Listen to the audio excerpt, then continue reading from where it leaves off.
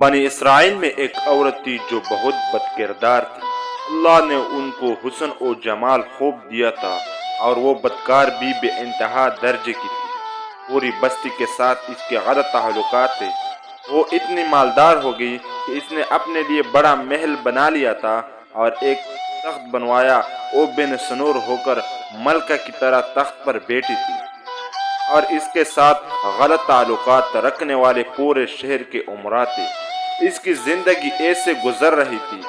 ایک مرتبہ کیا ہوا کہ وہ اپنے گھر کے دروازے کھل کر تخت پر بیٹھی تھی۔ قریب کسی اور بستی کا نوجوان تھا جو نیک تھا، عبادت گزار تھا۔ وہ ادھر سے گزر رہا تھا کہ اچانک اس کی نظر اٹھی تو اس عورت پر جا پڑی۔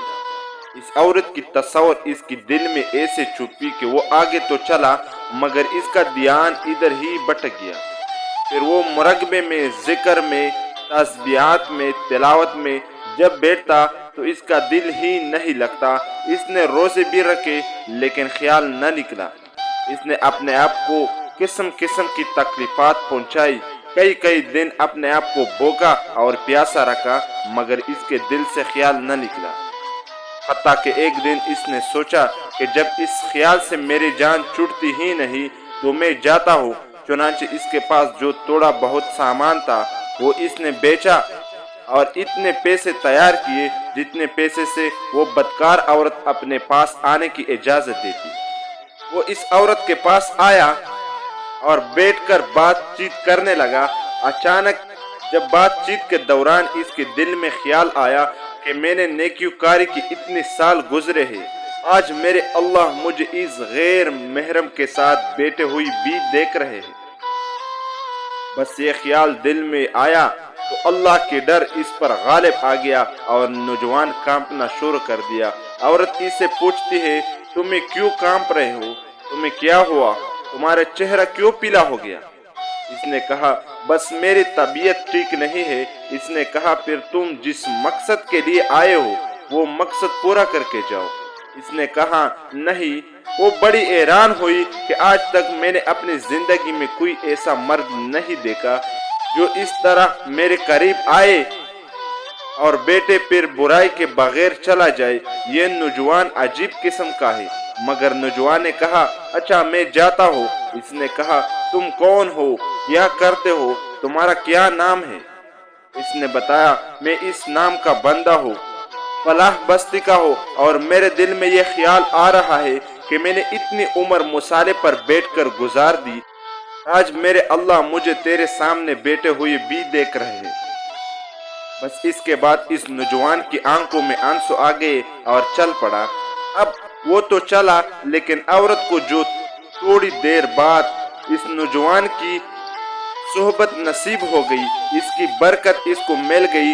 چنانچہ عورت کی دل میں خیال آیا کہ یہ کنوارا نوجوان اتنا اللہ سے ڈرتا ہے جبکہ اس نے گناہ بھی نہیں کیا، اور میں تو ساری دن ساری رات گناہ کی مرتکب ہونے والی ہوں، میں تو خدا سے ڈرتی ہی نہیں۔ اس کے دل میں شرمندگی پیدا ہوئی، ندامت آنے لگی کہ کرو تو کیا کرو۔ دل میں خیال آیا کہ اچھا چلتی ہو اور حضرت موسیٰ علیہ السلام سے پوچھتی ہو کہ کیا میرے لیے توبہ کی کوئی صورت بنتی ہے۔ اپنے گھر سے نکل کھڑی ہوئی۔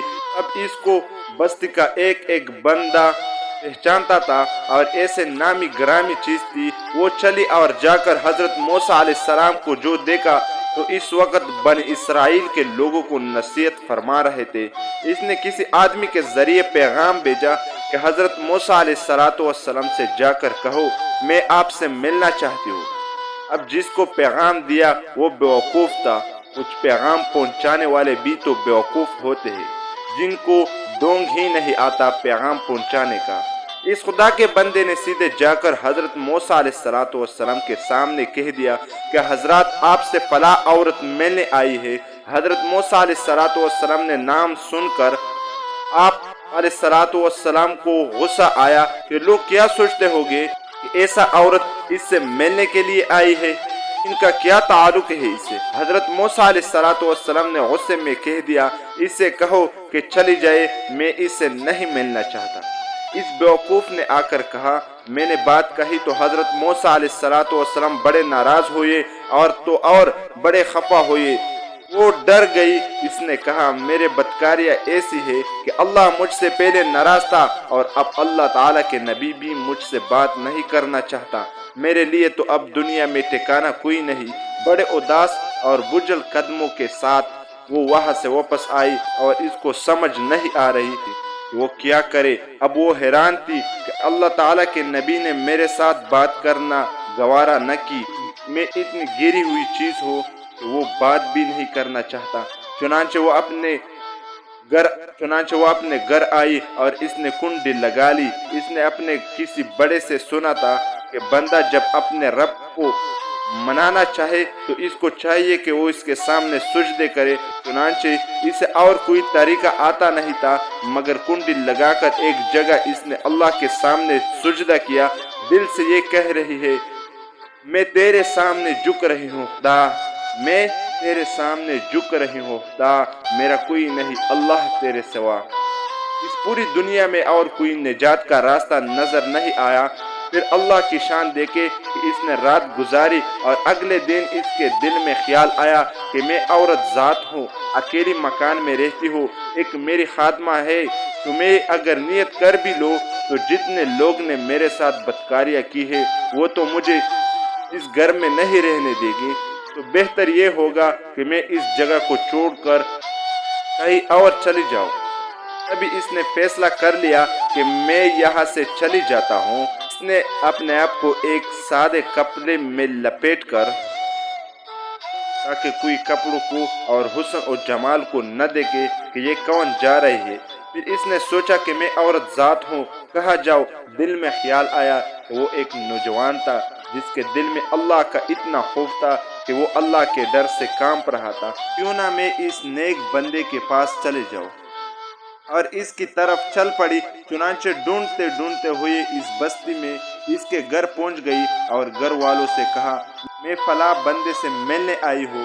انہوں نے کہا اس کا ذکر عبادات کا معمول ہے، وہ کمرے سے اتنے بجے نکلتا ہے، تم انتظار کر لو۔ چنانچہ اس نے کہا بہت اچھا۔ یہ انتظار میں بیٹھ گئی۔ جب انتظار کرنے بیٹھی ہوئی تھی تو اچانک اس نوجوان نے دروازہ کھولا اور اس کی نظر اس عورت پر پڑی۔ یہ سامنے بیٹھی ہوئی تھی۔ جب نوجوان نے عورت کا چہرہ دیکھا تو اس کو اپنا وقت یاد آیا کہ وہ کون سا وقت تھا۔ میں اپنے مصالحے کو چھوڑ کر بلا آخر اس کی چارپائی پر بیٹھا تھا۔ اس نوجوان کے دل پر خوفزداری ہو گئی اور اپنے دل میں کہا کہ یہ پھر اب میرے ایمان خراب کرنے کے لیے آئی ہے۔ میں نے تو اتنی مشکل سے اس کی تصور ذہن سے نکالا تھا۔ تو نوجوان پر اتنا خوف طاری ہو گیا کہ وہ وہاں پر گرا اور اس کی جان ہی چلی گئی۔ اب اس کی وفات پر گھر والے بھی رنجیدہ تھے اور اس عورت کو بھی بڑا غم تھا۔ خیر 3 دن کے بعد اس عورت نے اس گھر والوں کو بتایا کہ میں نے تو اس نیت سے آئی تھی۔ تو انہوں نے کہا اب تو وہ اس دنیا سے چلا گیا، اس کا ایک بھائی ہے، اگر تم مناسب سمجھو تو ہم اس سے پوچھ لیتے ہیں، اگر وہ تمہارے ساتھ نکاح کر لے تو تم اس کے ساتھ نکاح کر لو۔ اس نے کہا ٹھیک ہے۔ جب بھائی سے پتہ کیا تو اس نے کہا ٹھیک ہے کہ اگر پہلی یہ ایسی عورت رہی ہے اور اب توبہ کی نیت کر چکی ہے تو میں اس کو اپنے نکاح میں قبول کرتی ہوں۔ چنانچہ اس عورت کا اس کے بھائی سے نکاح ہوا اور اس عورت کو اللہ تعالیٰ نے 7 بیٹے عطا فرمائے اور وہ 7ویں بیٹے بنی اسرائیل کے اولیاء میں سے گزرے ہیں۔ ایسی بدکار عورت بھی اگر توبہ کر لے تو اللہ تعالیٰ ایسے 7 والیوں کی ماں بنا دیتی ہے۔ اللہ تعالیٰ بہت رحم اور مہربان ذات ہے، مولا کتنا کریم ہے۔ ناظرین اگر ویڈیو اچھی لگی ہو تو پلیز چینل کو سبسکرائب کیجیے، ویڈیو کو لائک کریں، شیئر کریں اور کمنٹ میں اپنے تاثرات ضرور پیش کیجیے۔ شکریہ، اللہ حافظ۔